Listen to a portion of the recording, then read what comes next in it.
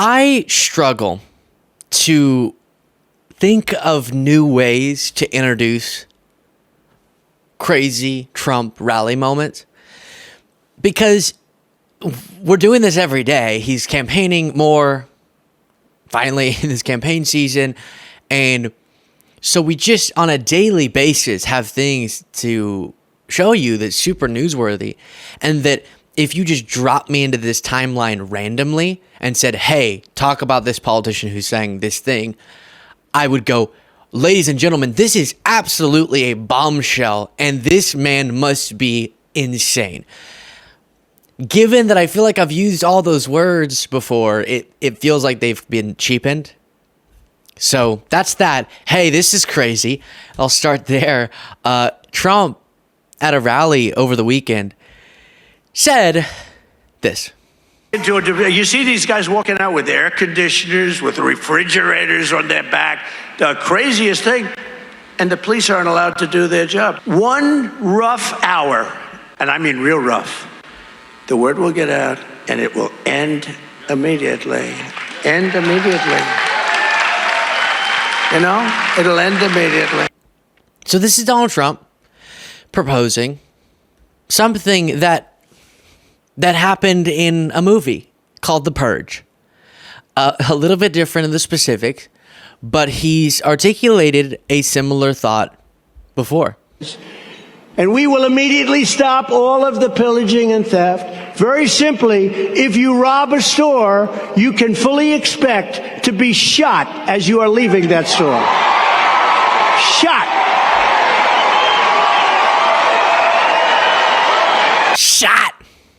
Shot. You know, whoops. I want to be clear about a couple things. First of all, to think the death penalty on the spot is the solution for shoplifting, a little crazy for sure.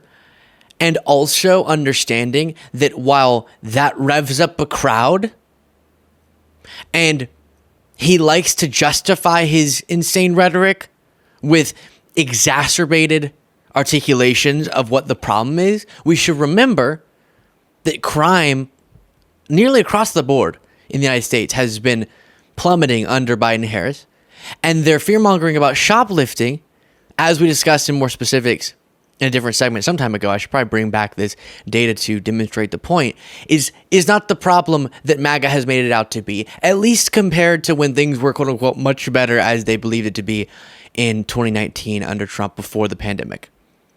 Because we haven't seen a significant rise at all in shoplifting stats under Biden-Harris, at least when you compare now to then post-pandemic, pre-pandemic. If you enjoy this show, please do click that subscribe button. Easy, free, simple, but makes all the difference. Back to the video.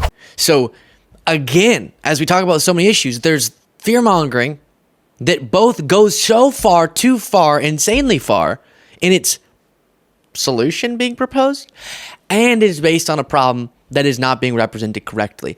So those 2 points need to be made.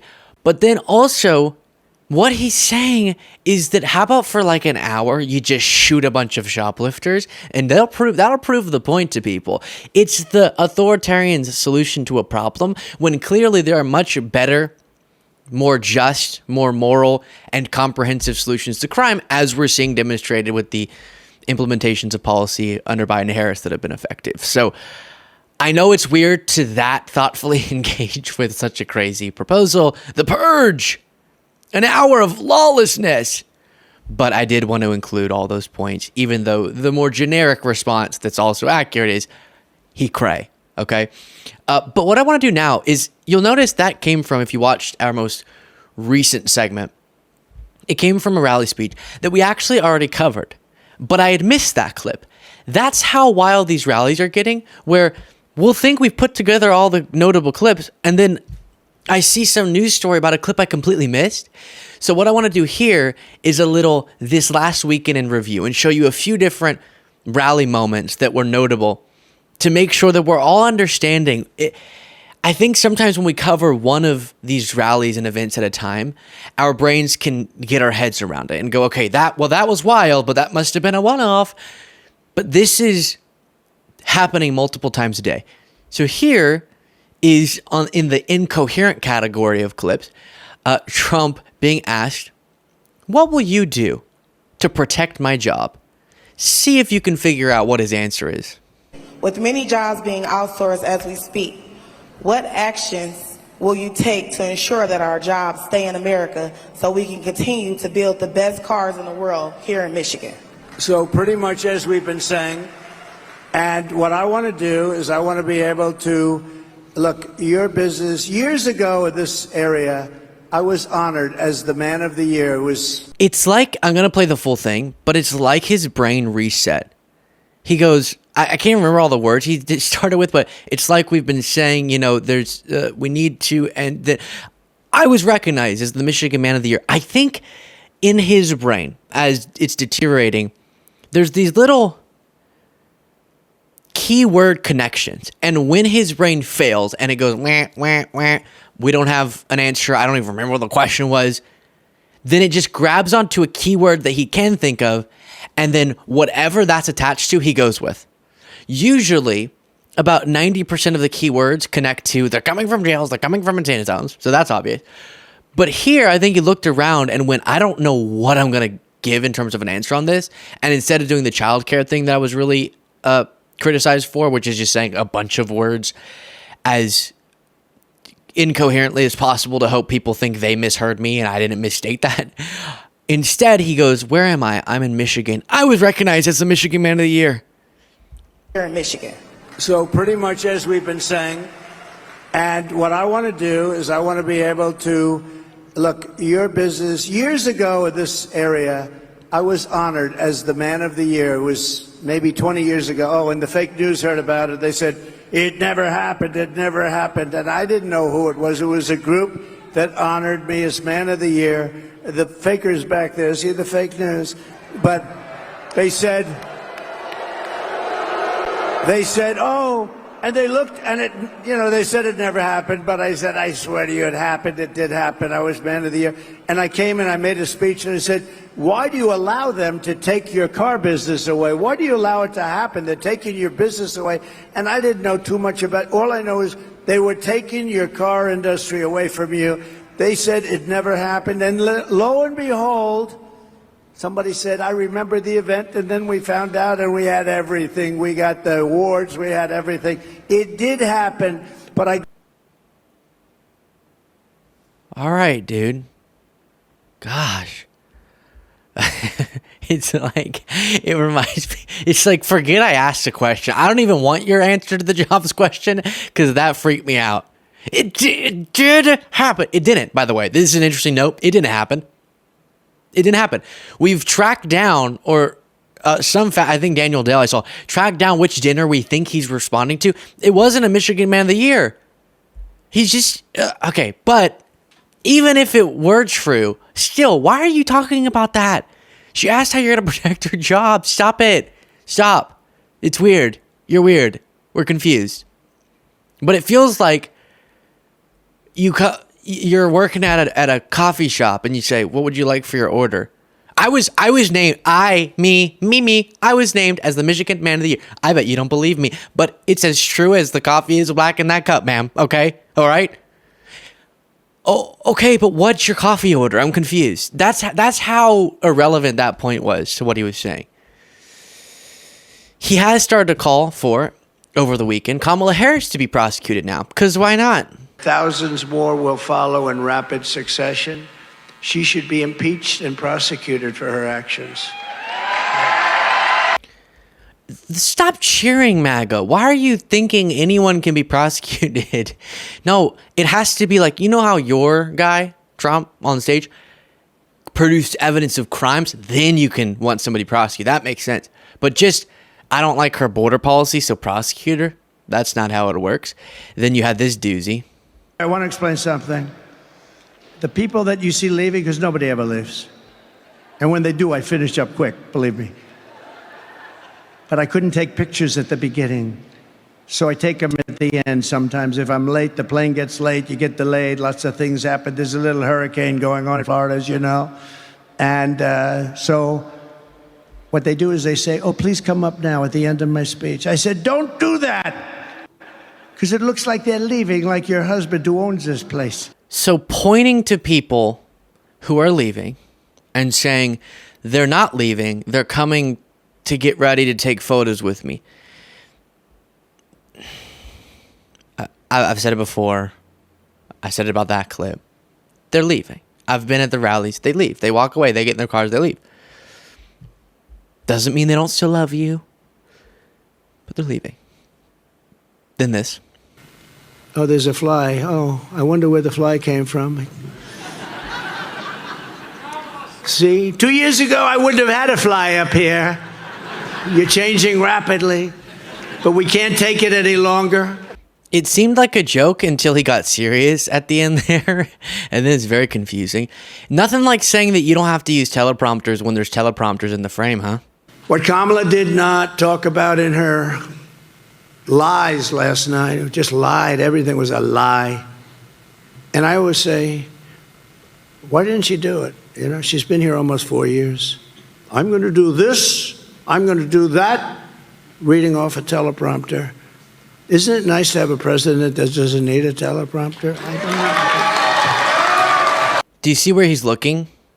So he goes off his teleprompter, but the reason he's darting his eyes over there is because he's about to get back on a teleprompter. It's so weird. No one cares either. That's why I'm using that term, because it's not like he needs to make that point. It's just all completely irrelevant. And I'm telling you what I said before. These towns, these little towns and cities, and by the way, the big cities too. New York, look what's happened in New York. And they went after the mayor of New York because he was saying, we can't do this, we can't do that. They just indicted him for long before he was mayor. Maybe everything isn't they are doing something because someone didn't abide by what they wanted. He's pushing a conspiracy now that the DOJ is weaponized against Eric Adams, the Democratic mayor of New York. Maybe it's because Eric Adams might have broken the law. Everything that. Then this. People watching. And I told them, if we win and when we win, we're going to prosecute people that cheat on this election. And if we can, we'll go back to the last one, too. They're threatening to prosecute people who didn't cheat. So let me translate, just to be clear. Not people who cheated, because those people already get prosecuted. People who actually engage in fraud actually do get prosecuted. But he's talking about anyone that they can get a grainy video of carrying a box of ballots that might be anything, or a suitcase of ballots that never actually was a thing. Then we're going to go ahead and prosecute them. The Ruby Freemans who were defamed by Rudy Giuliani, the Ruby Freemans of the world, the Shay Mosses, who are lied about, maybe they'll be prosecuted. That's who he's talking about. Then escalating his fear-mongering even further on the border. So they don't commit crimes like us. No. They make our criminals look like babies. These are stone-cold killers. They'll walk into your kitchen, they'll cut your throat. Why not? Just take the fear-mongering to as high of a level as you possibly can instead of ever actually having thoughtful policy conversations. Seems to be his approach. Similarly here. I just say this. To all rapists, drug dealers, human traffickers, and murderers, welcome to America. It is important that you send a thank you note to Lion Kamala Harris. So that I only play because you don't have an accurate representation of these rallies without like 30 minutes of the most repetitive fear-mongering ever. And again, if we are talking about the border, even though it feels weird when he's that fear-mongery to just jump over to a policy conversation, Harris was just at the border talking about what she'd actually do in terms of policy, not just screaming rhetoric, but actual policy in addressing some issues at the southern border. Trump just has scaring people. Then this is really interesting sort of transparency almost. No, this is a radical left lunatic we're dealing with. By the way, if she wins, it's not going to be so pleasant for me, but I don't care. I really don't care. He says he doesn't care, but the only reason he brought that up, that it'll be unpleasant for him if Harris wins, is because what he means is a big part of what he's running for president for is to avoid his legal troubles. And he feels like he's going to be more vulnerable to being legally held accountable for the legal cases he's dealing with if he does not win. And so the way that popped into his mind, and then he went, but I don't care, that's not why I'm doing this, is really interesting than this. As beautiful. I could have been sunbathing on the beach. You have never seen a body so beautiful. Much better than Sleepy Joe. So he said that Harris is not as beautiful as he is, and that Biden doesn't have as good of a body as Trump. And I used to say, all right, I'm not going to comment on that. Can we not ignore that it's such a strange thing for him to say, of course, but also Biden's just more fit than he is? And I'm talking about, like, physically, his body is just a more healthy body. So even that's not true. Fact checking his claim about the body. Didn't think I'd do it, huh? Fact check false. Biden has a better body. Nothing like comparing elderly men's bodies. The places that American politics takes me. Quickly, the New York Times did their editorial board made their endorsement of Vice President Harris, writing, "It's hard to imagine a candidate more unworthy to serve as President of the United States than Donald Trump. He has proved himself morally unfit for an office that asks its occupant to put the good of the nation above self-interest. He's proved himself temperamentally unfit for a role that requires the very qualities, wisdom, honesty, empathy, courage, restraint, humility, discipline that he most lacks. Those disqualifying characteristics are compounded by everything else that limits his ability to fulfill the duties of the president. His many criminal charges, his advancing age, his fundamental lack of interest in policy, and his increasingly bizarre cast of associates. This unequivocal, dispiriting truth, Donald Trump is not fit to be president, should be enough for any voter who cares about the health of our country and the stability of our democracy to deny him re-election. For this reason, regardless of any political disagreements voters might have with her, Kamala Harris is the only patriotic choice for president." Exactly correct. Let me know what you thought of that sort of recap of Trump's campaigning. It misses a lot of stuff, but that's why we do whole segments when they actually happen. But just sometimes we got to summarize what's going on. Goodness. And then that New York Times editorial board endorsement. You can tell me in the comments. And then if you want to get the bonus show, you can do so by clicking the join button below.